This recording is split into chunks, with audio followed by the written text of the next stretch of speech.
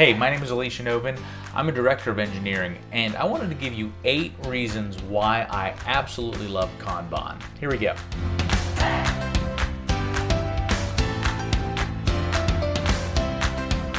Having been a software engineer for more than 15 years, I've worked on waterfall projects, I've worked in an agile fashion, and I've led agile transformations as well.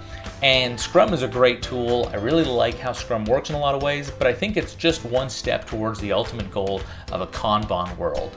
I think that Kanban, the more you learn about it and the more you understand how it works, it really adheres to those agile principles about delivering value and focus on just fast iterations. And I think it really sticks to those lean principles as well. So there's a lot of great things about it.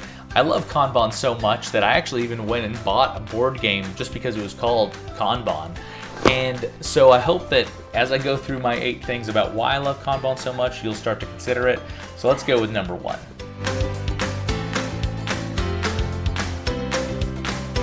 On a typical agile board, you have a bunch of columns and work goes from left to right and you're always pushing work forward. But with Kanban, there's this important distinction where you actually pull work, you don't push it, and you work from right to left, which is really important because what that ultimately means is that you're prioritizing the work that is closest to completion, which is exactly what you want in Agile. You want to deliver value quickly and get feedback quickly. So prioritizing what's closest to being done is really key. And think about yourself in terms of a developer and you're working on a card in your develop column, and when you're done with it, you would typically push it forward into the QA bucket or the QA column. But maybe that QA person is not yet ready to take on that work. And if they're sitting there working on something, maybe work is going to start to pile up on them and you're going to have this bottleneck that's forming. Whereas with Kanban, you're very careful with your WIP limits and how you manage your constraints to make sure that that work doesn't enter into their queue until they are ready to take it on. And that's why they pull it from you rather than you push it upon them. And that really plays out well in Kanban, and you'll start to see more and more why as I go through the next items.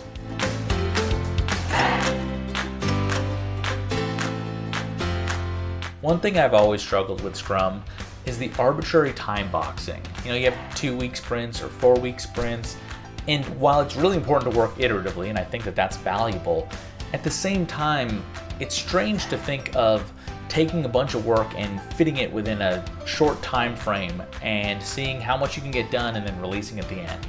Now, the world doesn't work that way. You know, stuff arises and it's all of a sudden your priority that you have to fit in, and if you're mid-sprint, it's really weird to try to pull that in and it doesn't always work out that well. But Kanban allows you to work the way the world works. As bugs all of a sudden become your major priority, that goes to the top of your backlog and you just grab it from the top and it works its way through your pipeline. And especially if you have a mature CI/CD pipeline, at the end when you're done with that work, you can release it. And that's great. That's how everything should work, I think. And Kanban is really designed to work in that continuous flow. And the best part about that is that because you're continuously working on things and as work arises, you quickly define it and get the requirements together and everything is at the forefront of your minds and memories and everyone's working together in collaboration, you don't need to have these 1-2 hour sprint plannings because everything is happening in real time again. Now, one thing that Scrum does really well is that to fight that monotony of repetitive sprints, sprint after sprint, everyone's working on the same thing, some teams will implement or change up the 4th sprint where they'll focus on a different line of work.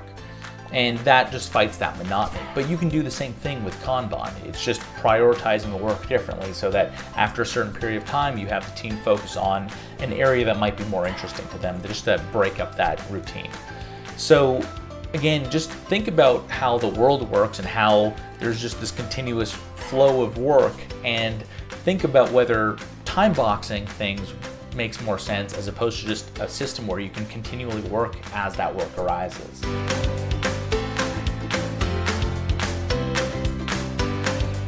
It comes as no surprise that anyone who wants to get stuff done hates being dragged into meeting after meeting.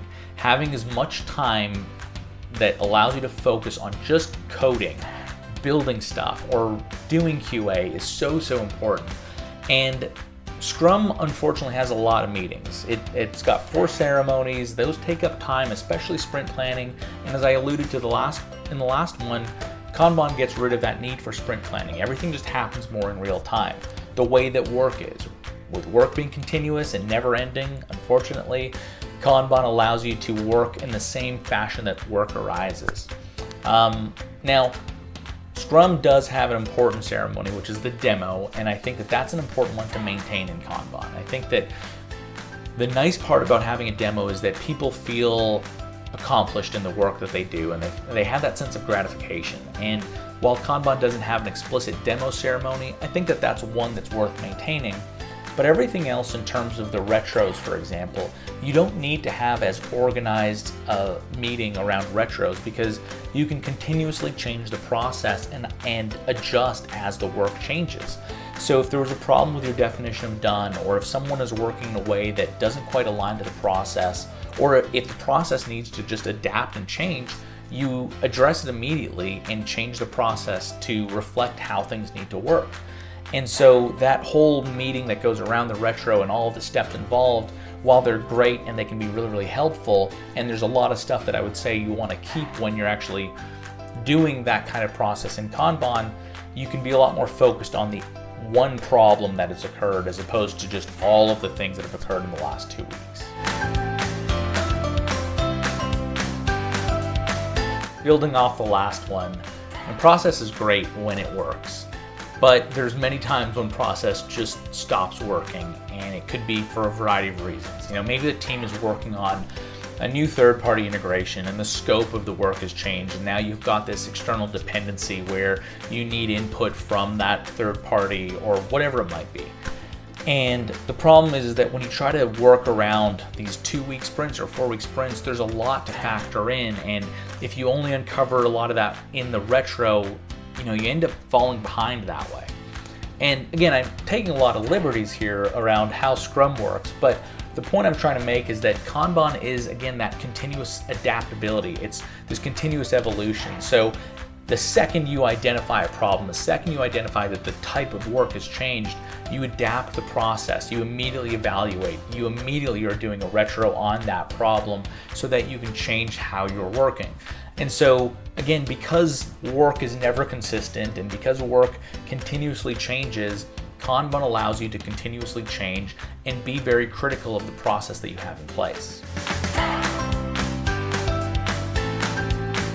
I'm sure a lot of managers and leaders don't like the fact that Kanban doesn't really do time estimates. And I'm sure a lot of developers actually like that, because if you're a developer and you're asked to give a time frame for how long something's going to take, the first thought that you have is, when am I going to have an unblocked amount of time where I can just focus on that problem alone? I'm going to be pulled into meetings, someone's going to need my help, and probably going to lose a couple of hours assisting someone. So how much time am I going to be able to focus on this? And is my estimate going to reflect that solid unblocked time that doesn't really exist? And then the other thing that's probably on your mind as a developer is, when I am looking at this, am I going to run into a chunk of code that seems like it's not going to be that bad, but as I get closer and into the weeds, it's going to take hour after hour, and now I'm going to have this estimate that I gave lingering over my head, and it just creates all the stress and pressure, and it's not really productive and it's not really valuable, and let's say it, estimates are not very accurate. And so a lot of people try to do their best, but a lot of times a lot of the analysis around estimates is really trying to figure out where that consistency lies and how you can build consistency. But Kanban just does away with all of that. Work is going to take as long as it needs to just to get the work done, and done well. And I think that that's really important, because it allows you to just focus on the task as opposed to focusing on getting an accurate estimate.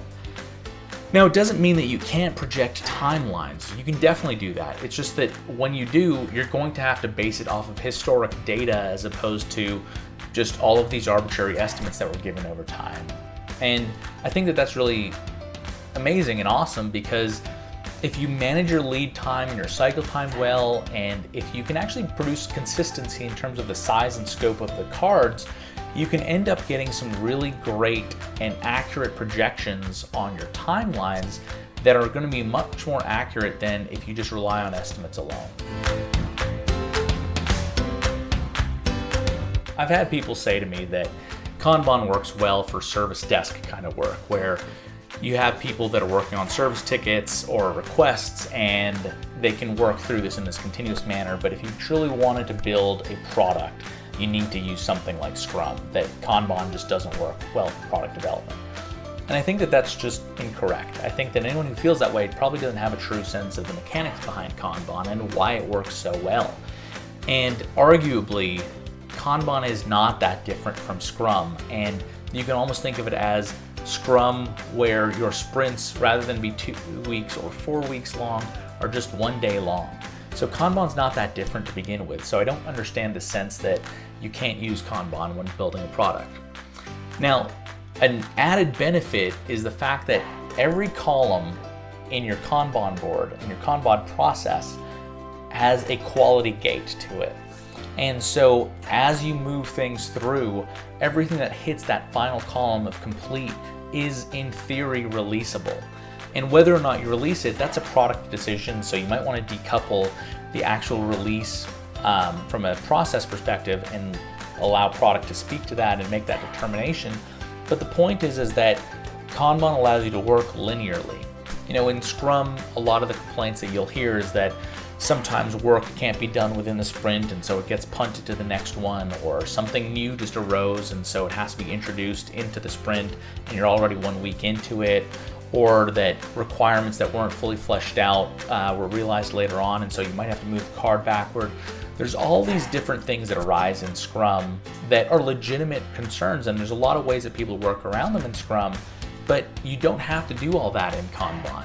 In fact, there's, again, going back to the continuous flow, you're allowed to just continuously move things forward, and every time something breaks the process, you evaluate it in a mini retro to make sure that that doesn't happen again.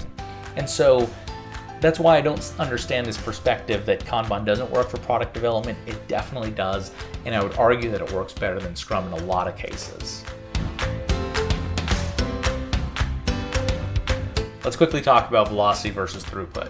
So velocity is a really helpful measure, and it gives you an understanding of roughly when the work will be complete. But throughput is more interesting because it tells you how many cards are moving through the system, and it allows you to really understand where your bottlenecks are, where your constraints are, and you can see the changes over time. So let's say that an employee is out for a week. Well, they're going to have an impact on the system. They're going to have an impact on your throughput. Or let's say that someone's not pulling their weight. Whatever it might be, you can see that impact on your system very, very quickly, and you can adjust around it, and you can also manage the human side of it as well. And sometimes, if you realize that you need to staff up to increase your throughput, the argument is laid out in front of you because you have your lead time, you have your cycle time, you have your constraints, or you know where your bottlenecks are. And so the argument just becomes, we need to reduce the amount of work that's going through, or we need to increase our WIP limits by adding more resources. So the arguments there are a lot more simple to get to just by virtue of how that throughput is calculated and measured. As I went through the last 7 items, I mentioned constraints and bottlenecks a few times. And the theory that you might apply around your constraints when you're trying to maximize your throughput and optimize your flow, making sure that you have quality every step of the way, is really, really important. And there are a great number of resources out there that help you think through how to manage your constraints. Probably one of the best books of all is this book from the 1980s called The Goal. And it's probably the best book that's out there for software, but it was written for the manufacturing factory world.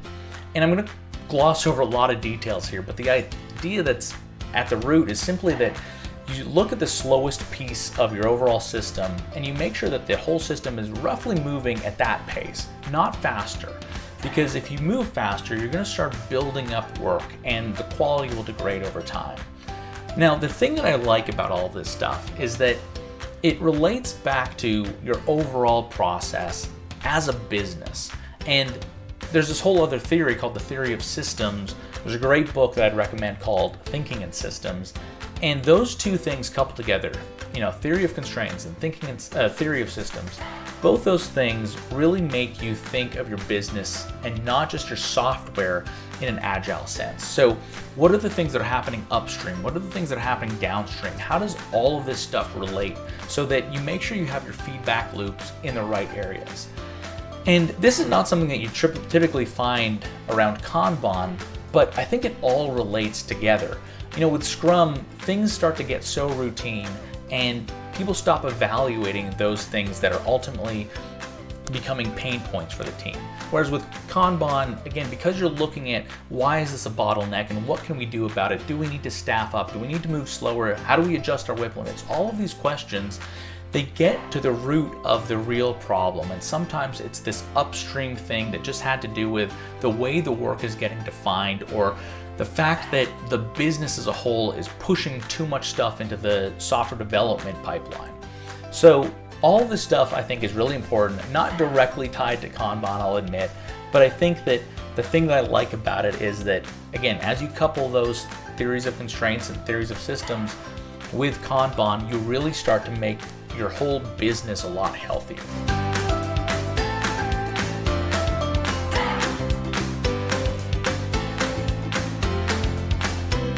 So that's all I've got. I covered a lot, but I also know I glossed over a lot. I think it's one of the most fascinating discussions. I think it's one where I get really passionate and really excited. It's one that I love debating, so I would love any comments, love your thoughts. Definitely want to engage in conversations about it, but I'll leave it at that. Definitely let me know what you think, and also check out my podcast called Increments, where it's a space for software developers and coders to really focus more intentionally about their growth. It's called Increments. You'll find it on Apple Podcasts, Google Podcasts, and Spotify. Thanks a lot.